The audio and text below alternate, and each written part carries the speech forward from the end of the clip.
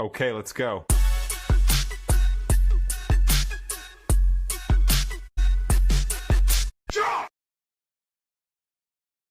Good evening, good night, good whatever, good afternoon, whatever time you are listening to this. We are here today, and we're going to talk about something that's not too big, not too much. Everyone knows about this. It's come across everywhere, right? Everyone's talked about it. It's been it's it's been everywhere. It's Hollywood, right? We're going to talk about celebrities and their ties to the paranormal, the occult, everything like that, from some of the top known celebrities to some celebrities from other countries. We're going to talk about 3 or 4 different celebrities that I got. It's going to be it's going to be a short episode, not as long as I normally do, which is fine because I got to jump onto the next stream for TikTok because I got something special planned on that side. Hopefully you joined that and you're a part of that. But yeah, let's get started. And just to let y'all know, with the impending doom that is TikTok, please like, follow, subscribe, and follow me on Instagram, Facebook, Twitch. I even have another account. What's it called? I don't even know what it's called. Oops. Yeah, someone recommended Scoops. I started on that, and then it takes me a while to get onto something like that. So, yeah, so I'll get back onto that. Oh, and I also got this thing, too. For those of y'all watching the podcast episode, I have a device on my stuff that shows me what's on my phone from the other side. That was my son trying to sneak across, but I heard his thundering footsteps. So he's not very sneaky. It's funny though. But yeah, I have this little device here. What it is, it's basically a mirrored camera. From there, it's a mirrored device, so it shows me what's on the front. So I can use the back camera instead of the front camera, which is usually lesser quality. So it's a cool little device. I got it from, hate to say it, from the TikTok shop for cheap. It's a good little device. It's cool. It's up to you if you want to use the TikTok shop. I don't recommend it. I know someone that used it and they got scammed. They lost a bunch of money, whatever, right? But I have a way around that, and I have no problem showing y'all this. I use this when I buy stuff off of TikTok. If the camera will focus, it's called a Ready card. There you go. That's as focused as it gets. I don't mind showing y'all because this is a prepaid card. So whatever information you can get off that little tiny QR code, guess what? It's like $3. If someone hacked it and took my $3, you know what I mean?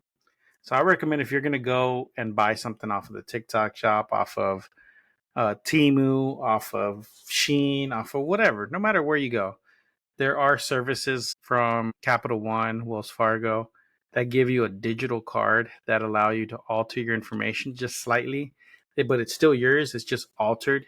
So whenever you input your information, they're not stealing your stuff. It's encrypted. It's all this extra security. Or if you don't want to do that, just get yourself a throwaway, put however much you want on it, buy it, forget it, do whatever you want. And yeah, it's a throwaway. I always recommend people have a throwaway card because you never know what you can use it for. My son's about to come into the room again. I gotta pause for a minute. So yeah, I recommend doing that. That way you don't get scammed. And if you do, guess what? They're only taking what's on that temporary card, that throwaway.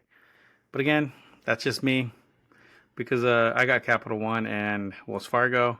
I also have a digital card which allows me to have alternate card information from my main cards. So if anything does happen, it's more encrypted and it doesn't allow that to happen as well as easily. And again, never give your information online to something sketchy. And if you do, again, throwaways are your best friend.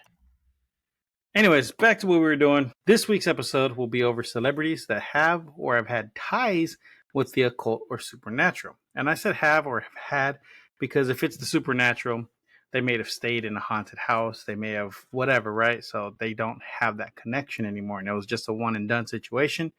Or some celebrities are actually gifted and they can sense these things. My camera keeps focusing in and out because I have it on autofocus. You know what? I am dumb. Can I fix that from here? I have to edit this out, aren't I? I'm going to edit this out. Let's see if I can't fix anything here. Close that here. USB device, video, advanced. Nope. Okay, cool. That doesn't do it. I thought it would do it. You know what I wish they would bring back though? They used to have it. Was I hate that they took it off. They had at one point a back screen, a green screen.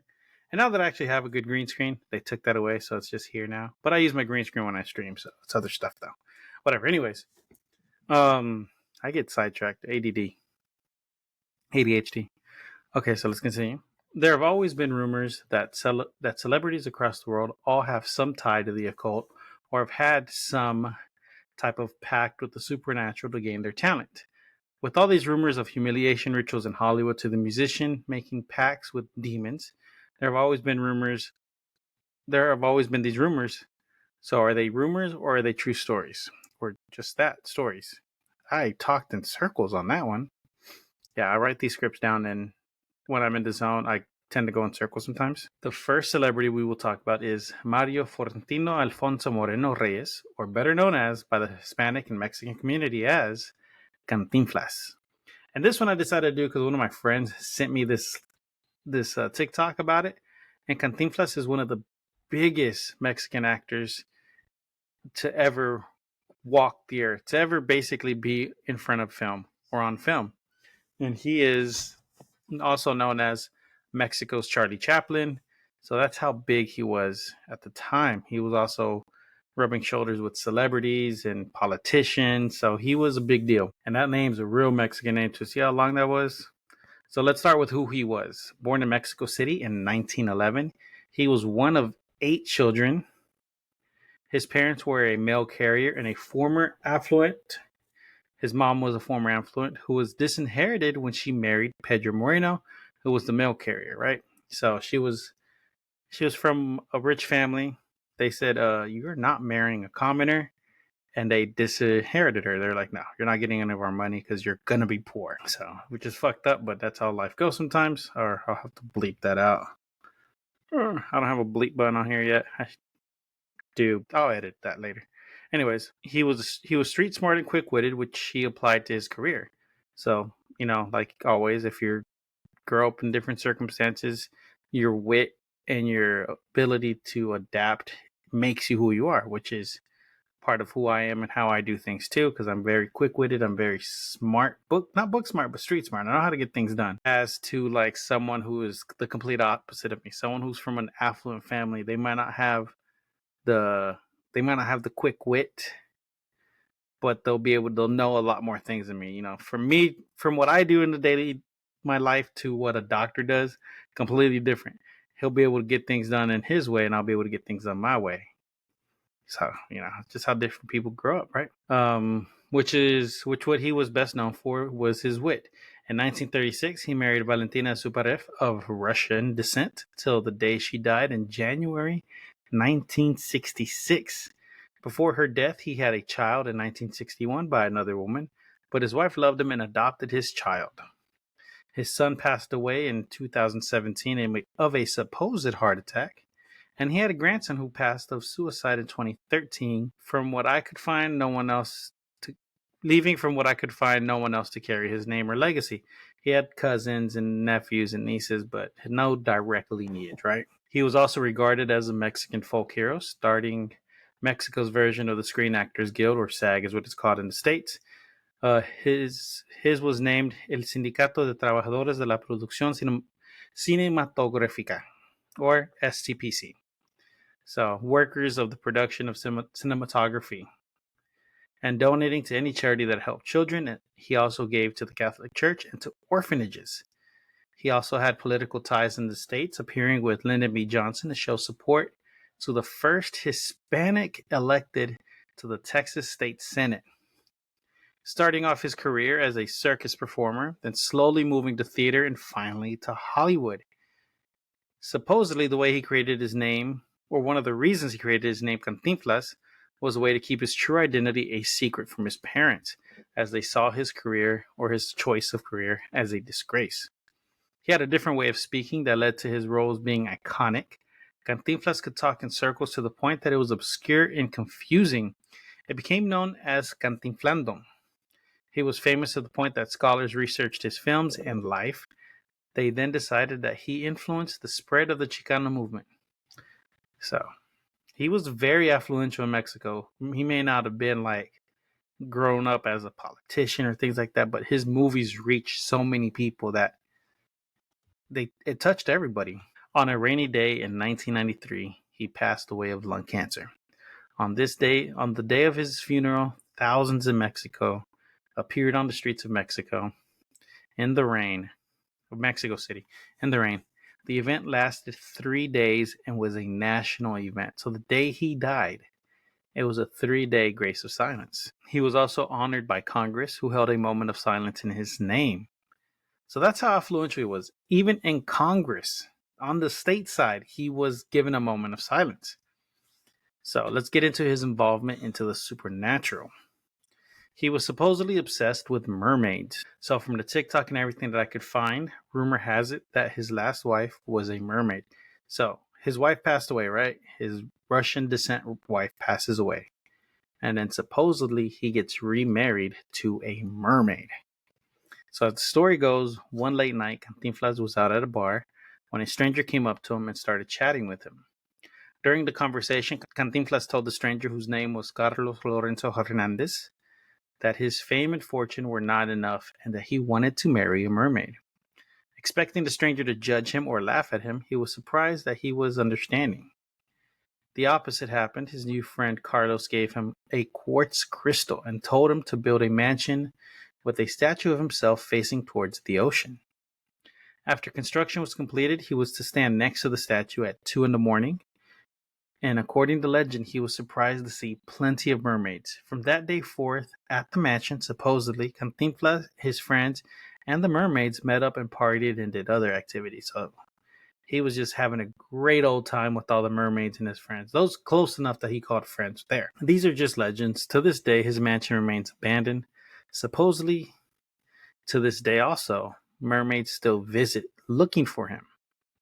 That's just one celebrity who supposedly had an event with the supernatural. So that's insane, right? So Cantinflas, the biggest, most influential Hispanic actor, celebrity, was obsessed with mermaids to the point that he built a mansion with a statue of himself holding a quartz crystal, and it summoned mermaids. And there's the TikTok that was sent to me was part of a video from YouTube, which is by an urban explorer who goes to the mansion to explore it. And that's where he talks about it and the legend comes up from. So I couldn't find anything before that. I did, whenever I do these research, I delve into it as much as I can. But everything kept circling back to this one video from YouTube. So take it with a grain of salt. But let's move on to the next person. Claudia Talancon. These names are just Mexican. A Mexican actress born May 1st, 1980. She has been in soap operas to movies. She's credited as a producer, TV host, actress, and a model. During the making of El Sótano, from what I can find, it is a play that premiered in Mexico theaters, is ironically a horror show. I think it was filmed at the location for El Sótano, but it was also like a play thing. I don't know. I looked it up and all I could find was like playwrights and play posters about it. But that's a whole different thing, right? Hold on. I give my son all sorts of trouble. Anyways, back what I was saying. During the making of El Sótano, from what I could find, is a play that premiered in Mexico theaters. Is ironically a horror show, right? During the making of this play in a hacienda in Veracruz, her and her co-star stayed the night, and while she was asleep in her room, she awoke to a sudden noise.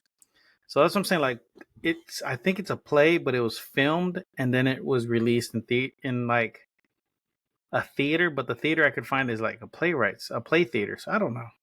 It's very confusing. And if anyone has any information, please let me know. I'll gladly redact anything that I get wrong. So, anyways, let's get back to the story. Just because it gets good from this point on. As her eyes adjusted to the darkness, she saw a shadow figure at the door trying to open the door. Soon this figure made its way across the room and leaned against the wall. As she laid in her bed in fear, she said she could feel the eyes of whatever the shadow was on her. As she gained the courage to ask who it was, her words failed her. Soon she was able to turn on the lights. So she gathered enough courage to turn on the lights, right? With the lights on, she saw that nobody was there. Soon she turned the lights off and tried to go back to sleep, and once again could feel eyes on her, but this time she felt a hand on her shoulder and heard voices. This was not the last incident that took place. The next thing that happened became known as the Night of Nightmares.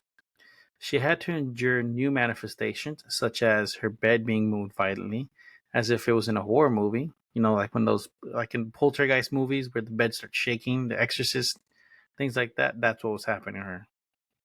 After these incidents and filming of this play, the actress discovered that the hacienda was the place of over 200 hangings that happened during the Mexican Revolution. These events have turned her into a believer in the paranormal. Like I said, this is going to be a short one. That was a short little story because celebrity ghost stories are usually pretty just cut and dry, very quick and to the point, along with all the paranormal and occult and things like that. It's never really too much of a big deal because they're celebrities. There's a lot more things that people want to know other than did you see a ghost and what happened, right? So we've talked about cryptids, the supernatural, now onto the occult. And this may not be the occult. This could also fall under the category of supernatural, but I called it the occult just because everyone else calls it that, but it's not really an occult thing. It's just supernatural. The next one is going to be over one of the world's most famous soccer stars, Lionel Messi. Whether he knows it or not, he had assistance in one of the most famous soccer spectacles around the world.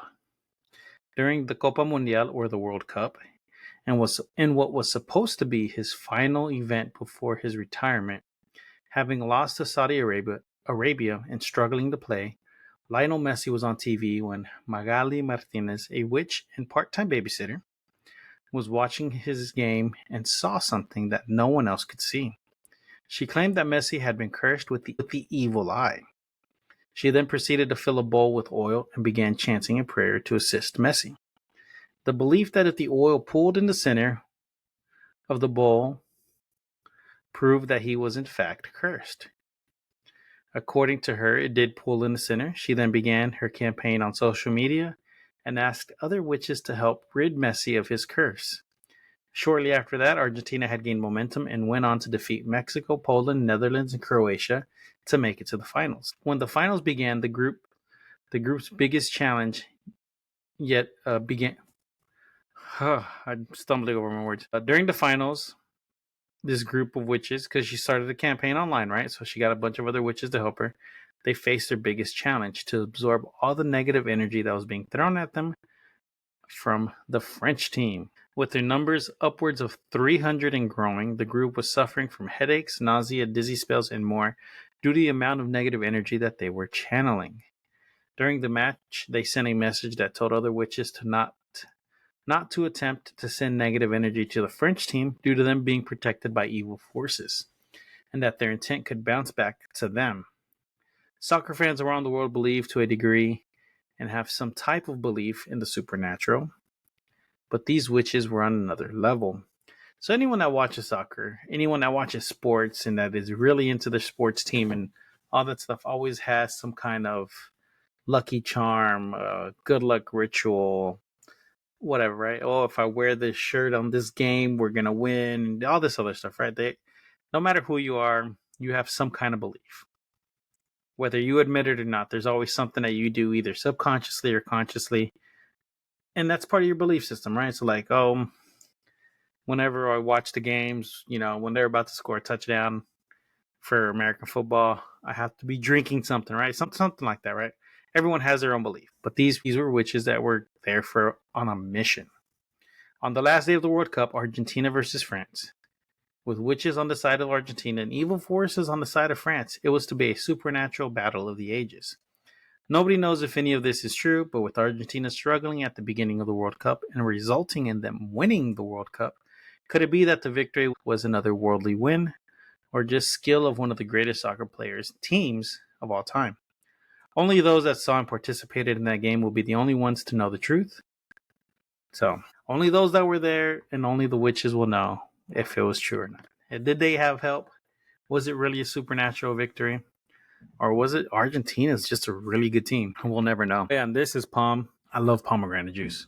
I got my liquid death and my palm. My internet's acting up today. I don't know why or what is wrong with it. All celebrities are subject to these rumors or have their own accounts of things that have happened to them. The next one we're going to talk about is the iconic actress that played Selena Quintanilla in the iconic movie Selena, Jennifer Lopez. She's had her fair share of rumors and accusations since the 90s. Her first husband, Ohani Noah, has accused the star of performing Santeria. Santeria is a practice that combines Catholic and Yoruba of West Africa beliefs. It is a practice that is also mixed with what is known as Espiritismo, or spiritualism, which is used to contact those that have departed. Her first husband has stated that he and J-Lo both went to his magic godmother, who is now J-Lo's spiritual leader. Ohani and J-Lo both participated in various practices together, including sacrificing chickens and hens. During one of these ceremonies, J-Lo was covered in the blood of a chicken, and then she was cleansed in holy water to wash away the blood and the herbs that were passed over her body. All the while, the godmother was asking the gods to cleanse Jennifer and to save their marriage. That was what her first husband reported. With J-Lo's recent divorce to Ben Affleck, it is said that she has delved deeper into her beliefs. Sources close to the star is that her abilities are getting better and she is able to manifest situations and has shown unbelievable skill in Santeria. Ben Affleck is supposedly really superstitious and is actually trying to end his marriage on good terms so as to not incur her wrath. So that he's trying to be buddies because he doesn't want to be cursed. And he believes in this kind of stuff. There have been multiple people that have come forth and told the public that she was a practitioner of Santeria, which is sometimes called the dark arts or, an occult religion, but it's just a religion. In reality, it is a religion of the spiritual that runs alongside Catholicism. It's just a misunderstood. I will never put any religion down. There will be some form of extremism, and those might be on the bad side due to the nature and beliefs that they have. But that does not mean all religion is bad. That does not mean anything. Whatever you believe in is whatever you believe in. As long as you don't delve too much into what is known as extremism, which is where you get I don't want to name the big bads, but yeah, there's a couple bad ones out there. And those are just extremism, and the most popular one that people love to throw under the bus is Muslims and things like that. No. Every religion has its place and has its purpose to heal those that believe in those religions. There's no such thing as a bad religion. Now, if you're an extremist, that's a whole other story. Your beliefs push you a little bit further, and that's when decisions can be seen as troublesome, and that's where problems happen, right? We don't want to get that far. Always have an open mind, and those might be on the bad side due to the nature and beliefs that they have. That does not necessarily mean the people are bad. It's just a way of thought. For Americans, it could be evangelists. I personally believe evangelists are an extreme form of the Christian faith. There's some very hardcore believers in evangelists who will send money to them through the mail to be cured of whatever ails them because they're going to send a prayer to them, things like that. That's a form of extremism, but it's also not just an extremism. It's also they're preying on people's beliefs. It's a whole nother issue. Don't get me started on that. Or some other form of extremism. Most people don't realize that it is a form of that. Most people are just already a part of these due to the upbringing. But like I always say, we are one people. All religions and thoughts on spiritualism are really all the same. From stories like Gilgamesh and the story of Moses and the Great Flood, all stories are related, and so are we. I know this one was a short story or a short episode, but it is the holidays. And until next time, happy Turkey Day, Thanksgiving, Friendsgiving, or whatever you celebrate this time of year, whether it be the above mentioned or some other form of holiday for the harvest. So until next time, stay spooky, everybody. And yeah, be safe on the holidays. Later, guys.